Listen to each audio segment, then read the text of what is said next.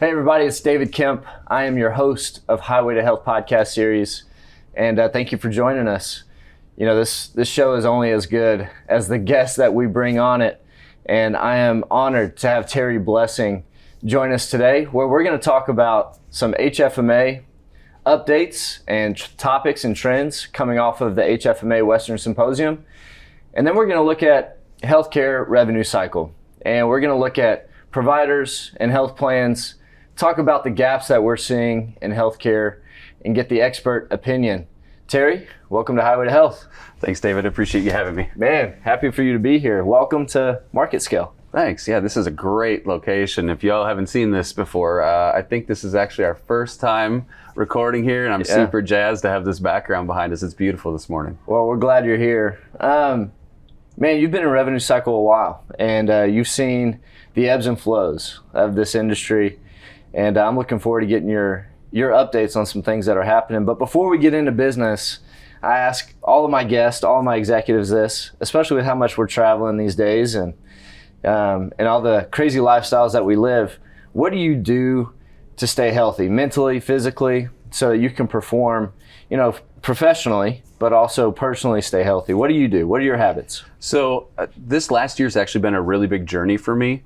I got to Western Symposium last year and kind of had a moment where I was like, you know what, it's time to make some changes, and they've been very impactful in my life. So I've really kind of doubled down on my health, my personal health. One of the things that's important to me is 30 minutes a day. Yeah. Get up, put the shoes on, do something for 30 minutes a day. I've found a lot of opportunities to really develop some clarity in my life through running. Nice. But my passion is really cycling. So when I get the chance to be home and be on the bike, I love being outside and doing that for my exercise. I have to do it in the morning. I'm not a morning person, but if I don't do it in the morning, life takes over and I can't fit it in. And next thing you know, it's midnight and I haven't worked out at all, haven't gotten any activity in. I've sat at my computer all day, and I know that's not good for me. So it sounds like the morning works out for you too. Late morning tends to be kind of what I focus on.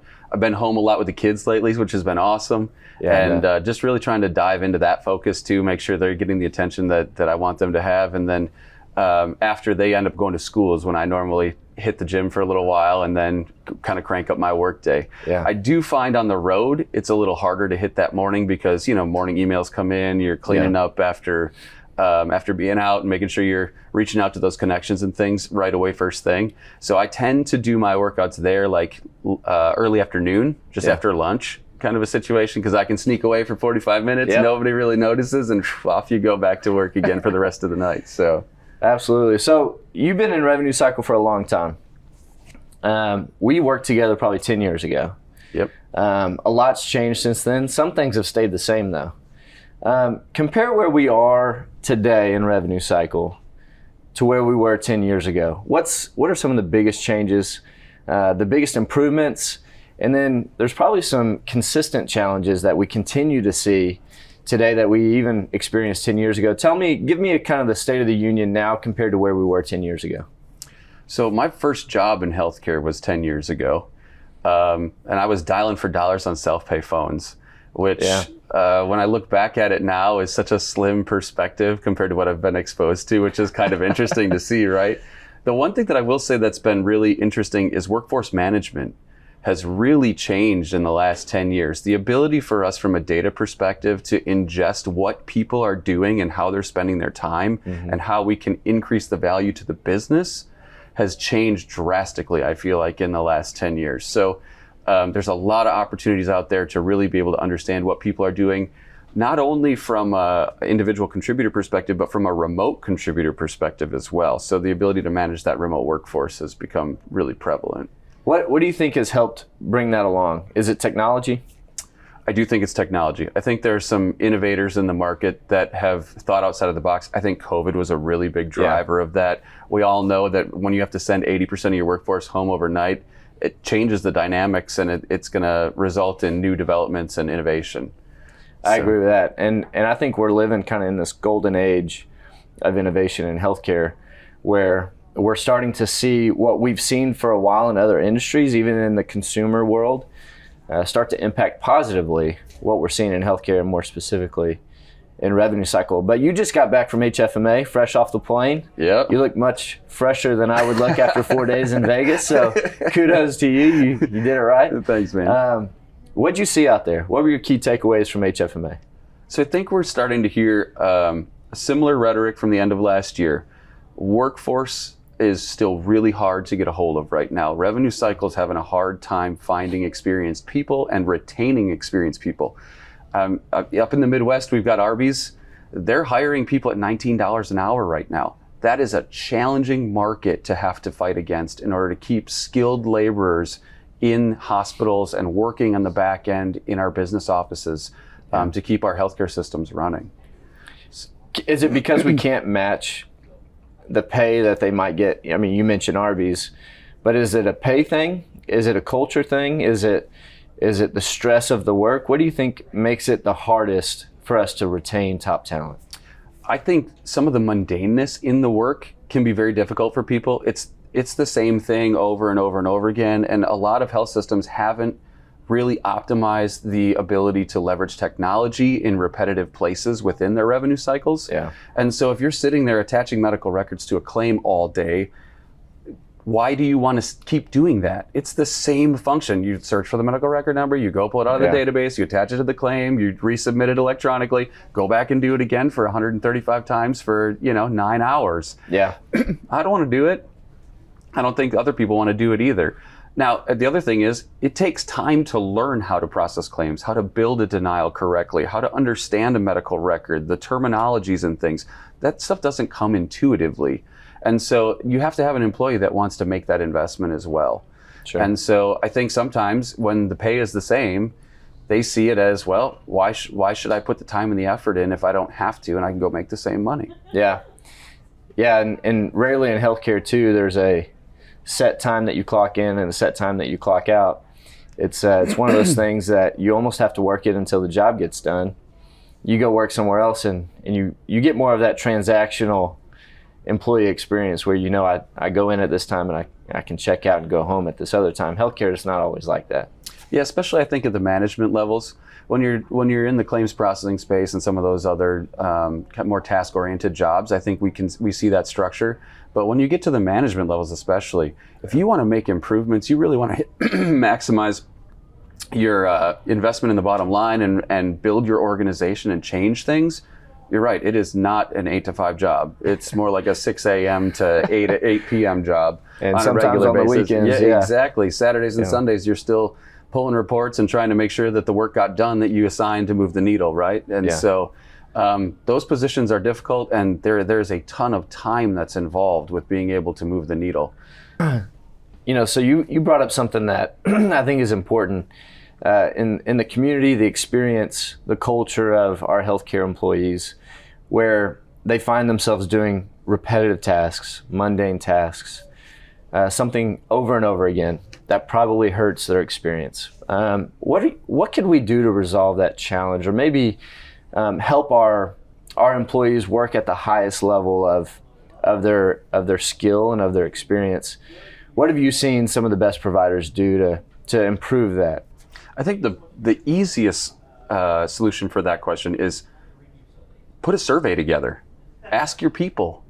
Just put it on paper. Hey, how many times a day do you do the same thing? And if so, what workflow is that associated with? Is it with attaching a medical record? Is it with changing a modifier on a claim? Is it with, where are those things at?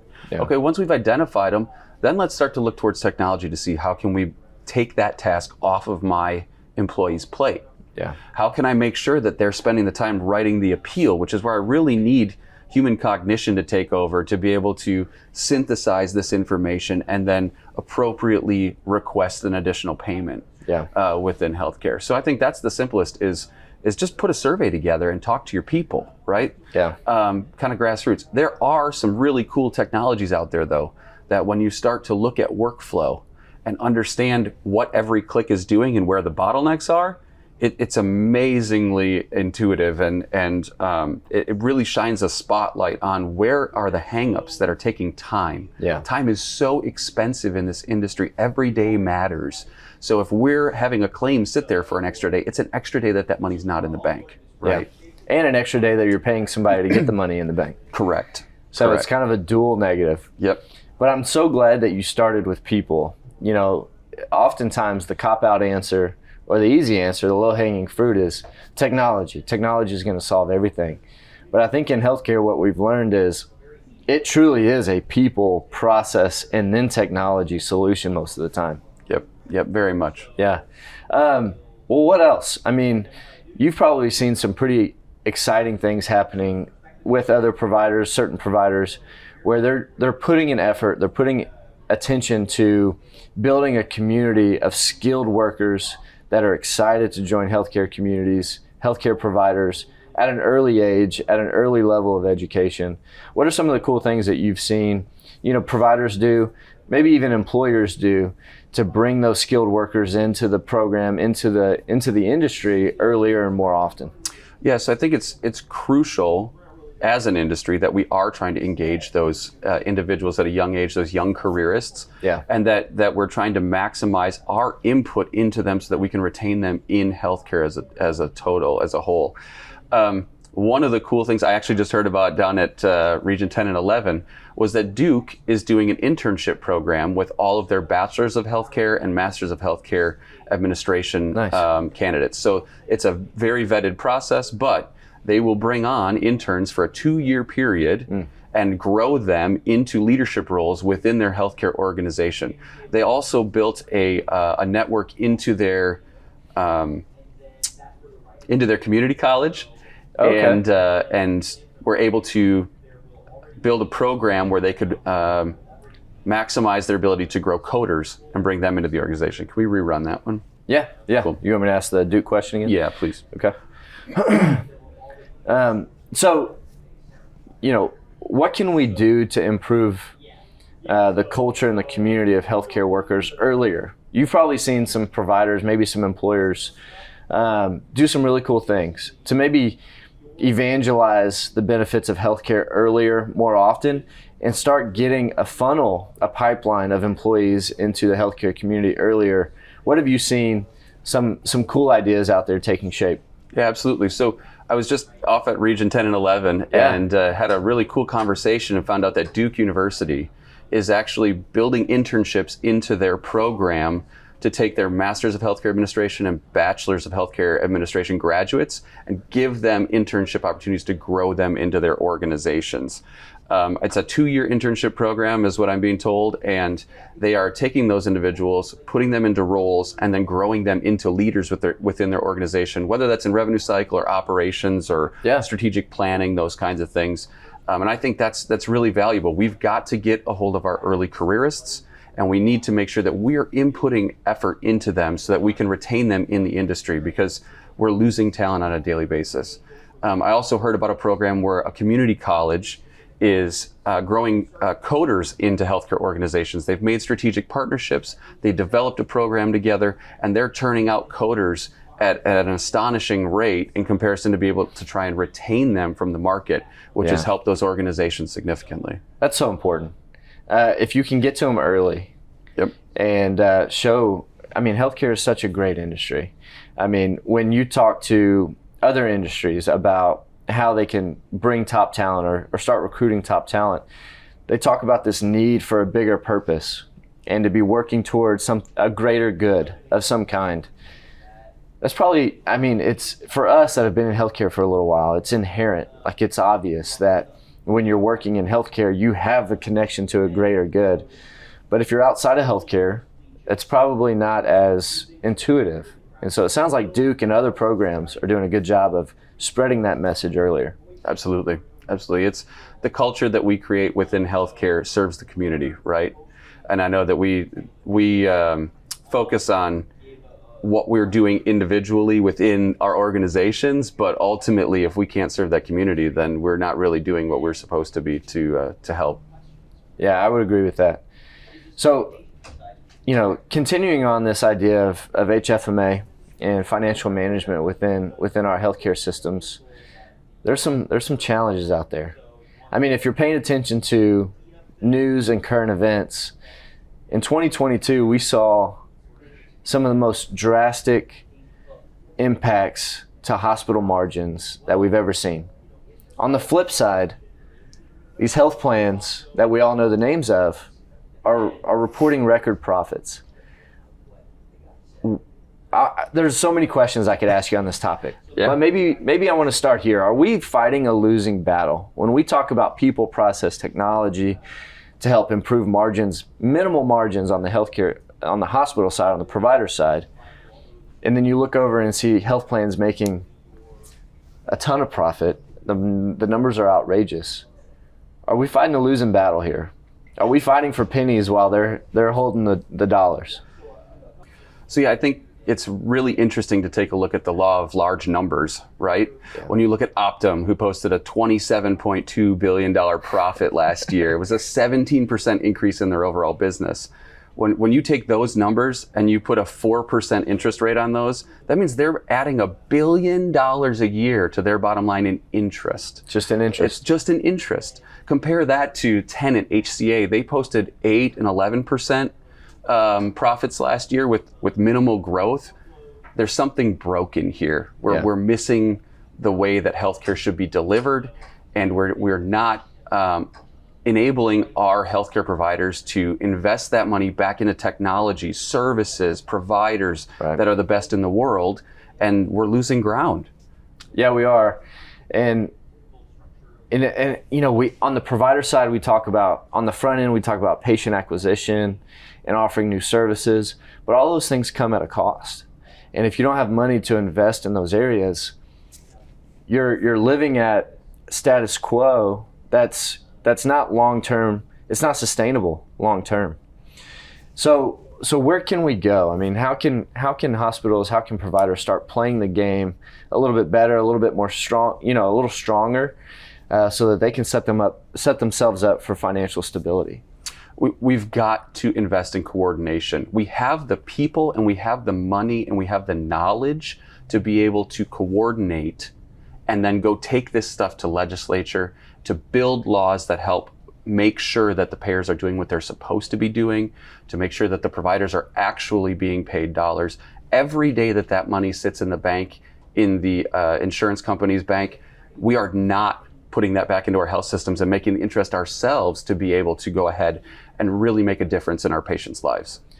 Yeah, and that's what it all comes down to. I mean, we're all in this business to improve access to care, experience while getting that care, and then overall outcomes for the community, for our people, for us. And at the end of the day, we're all patients.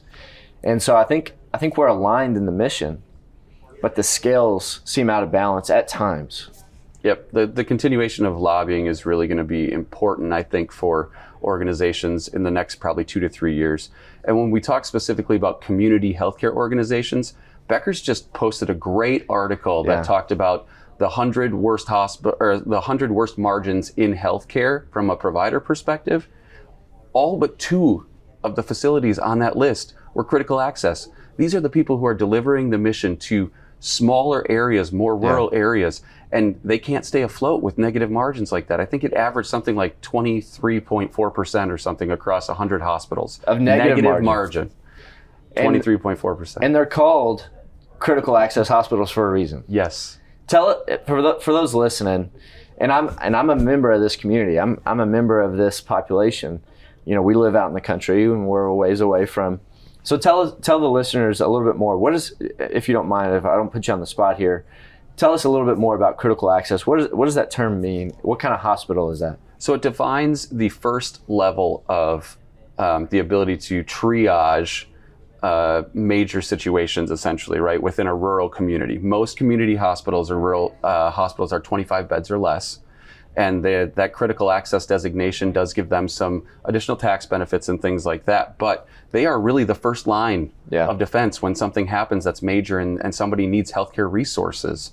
And they're positioned outside of the main downtown areas so that people can get help and get care when they need it immediately. And if they're operating at a negative 30% margin, they can't keep their doors open. Correct. And I think there's, a little bit more detail on the critical access hospitals is to be deemed critical access, they have to be the only provider within a 30-mile range to offer those services, which means if they can't keep their doors open, if they have to shut down, now you're looking at an hour's drive for that population to get the care that they need, maybe urgent care that they need, which isn't good for our health. It's not good for our outcomes. It's not good for our patients. It's not good for us. Correct. Absolutely. But that's critical access aren't the only ones. I mean, we saw big provider systems shutting doors, and even in California, in the Los Angeles area, because of tight margins and low profitability. Yep. I want to expound on this idea of collaboration and coordination. What do you mean by that? Because it seems like we're a little spread out, right? We're all over the country. We're all fighting this battle independently. Tell our listeners a little bit more what you mean about collaborating and coordinating our efforts. So I think we as a healthcare finance management organization need to start to take advantage of some of the data opportunities that we're seeing in our industry. One of the things that I think is really important is starting to take de-identified data and drive those numbers, especially from like a denials perspective, back to the people who are members of our organization to give them the power to go back and understand how to better negotiate contracts, how to go back after the payers, how to understand what services they should expand or not expand based on denial rates, and then take that information from a state level and aggregate it and push it up into the regions so that you can do things like breakout workshops, and take the data and say, okay, we understand that this particular set of procedures is getting denied more regularly than these, and we don't understand why, or what are the components that we're missing from a billing perspective, or we could provide before we get the denial to expedite payment on those things. But then also understand, as you're looking at merger and acquisition, strategic partnerships, if we're going to move into this market, we already know these are the types of things we're going to be facing, and understand that, okay, are we willing to make those decisions? Are we not willing to make those decisions? Yeah. Are things being processed differently based on specific locations or the region that things are associated with? And if so, how does that look differently within the states that are associated in our region as well? Yeah. So I think de-identifying data and really driving those insights back to hospital organizations is going to add value to what we're doing from an organizational perspective. Yeah, when you aggregate it like that, and you have that data at scale, you have a little bit more leverage, a little bit more influence to make decisions. It also helps when negotiating contracts with payers, right? Because then you can understand, okay, I'm getting paid or not getting paid at this rate for these procedures. And then next time you go to the table to negotiate rates, you understand where you can give and where you need to take. Absolutely. What else? What else at HFMA stuck out to you? What other takeaways did you have? I think the biggest takeaway that kind of surprised me in some conversations was that budget is very, very tight in 23. I talked to a lot of CFOs that were very specific about if something is not in a 23 budget, it's not going to get added to a 23 budget unless you have the ability to document ROI from start to finish and really show that we can guarantee you that the investment is going to be worth the time that it's going to take for me to implement this. Otherwise, it's going to get pushed to 24. Which is a long ways away. It is a long ways away. And so you're going to have a lot of providers go without the resources they need.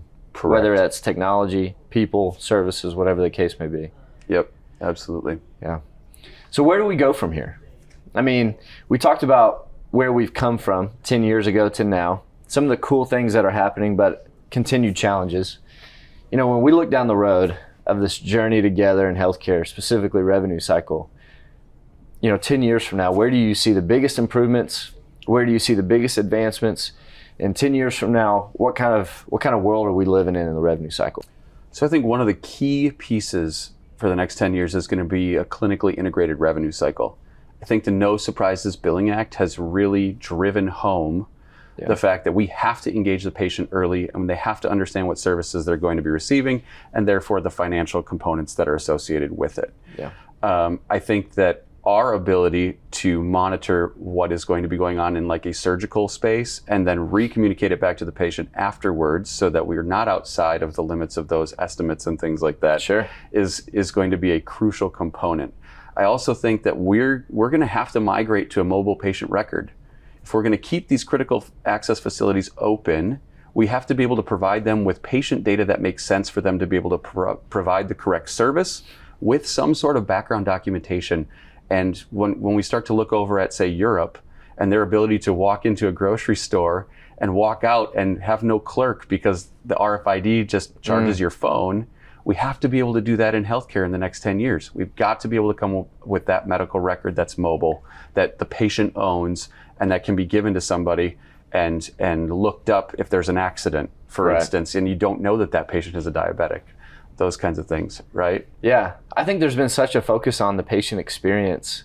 And I think that what you're describing just improves the experience for the patient. So that's more comfortable for the consumer, right? Which is what we are in healthcare.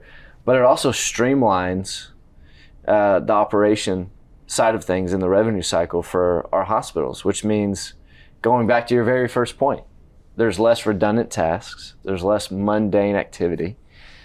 You have your people working at the highest level of their skill, so they're happier, and they're doing things that are generating revenue for the provider. And so that patient experience focus in this clinically integrated system that you're talking about has benefits throughout the healthcare ecosystem. It also allows the physician to make the best choice. There's a technology out there right now that allows a physician to take a look at the tests that are associated with the procedure that they're diagnosing, and for them to understand, okay, across the country, this is what this looks like. 85% of the time, these are the tests that are being ordered for this. If I'm going to order something outside of that, and as a consumer, the patient, I'm going to have to pay for something outside of that, do I have a justification to do that? Does it make sense? Or am I picking something that they don't necessarily need and then therefore driving up the cost within healthcare, right? Yeah. What is it? Medically necessary? We're all familiar with that term. Absolutely. And so, capturing that information early, making those smarter decisions at the moment improves the outcome, but it also improves, the bill at the end of the day for you and I is more digestible. Yeah, absolutely. I also think we're going to see significant improvement in workflow. We have to get more efficient. We have to be able to turn claims faster. We have to leverage human interaction with healthcare and claims and those kinds of things to the best of our ability. And therefore, we have to let the electronic systems do more of the work. And so identifying those gaps in workflows, identifying those opportunities, and then really driving technology to help with that is going to be crucial in the next 10 years. Yeah, it's almost like these technologies that are kind of on the fringe now that we hear about, we don't necessarily see implemented widely or adopted at a high level yet. I think of things like RPA and artificial intelligence. If you go to any of these conferences, that's the buzzword. Everybody says AI.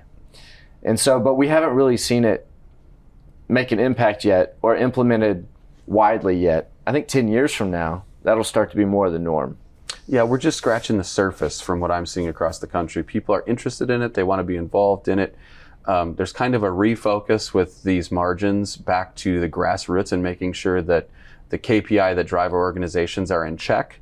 And then how do we push past that going forward? So again, it's going to take a little bit of time. I think we are working on it as an industry, but we've got a long way to go until we're at a point where we're really optimized in what that looks like. Yeah, I think there's good opportunity there. Just have to be smart in where we apply it. Well, before I let you go, we've talked about a lot today, and healthcare near and dear to our hearts, something that we're passionate about. If there was one thing that you wanted our listeners to walk away understanding, or one takeaway from our conversation, what would that one thing be? I would say get coordinated. Take the time to reach out to people in the industry, whether they're a competitor or not. Have conversations about what's really going on, and then drive those insights back into our organizations. Our ability to take that and put it out there and talk to people about it and then coordinate it into potential legislature is really where the power is going to come in the next couple of years. Yeah, I think we have the numbers. I think we have the people. We definitely have the data to start understanding the game a little bit better so that we can be a better player of the game, which when there's that natural competition between the provider and the health plan, it drives performance and it drives experience, affordability. That's what competition breeds in every other industry. And I think as we understand the game better, that competition will be driven, which will be better for the outcomes of our patients. Absolutely. Well, man, I can't thank you enough for being here. It's really good to see you. You too, bud. Have a good one. You too. Thanks, everybody. Thanks, everybody.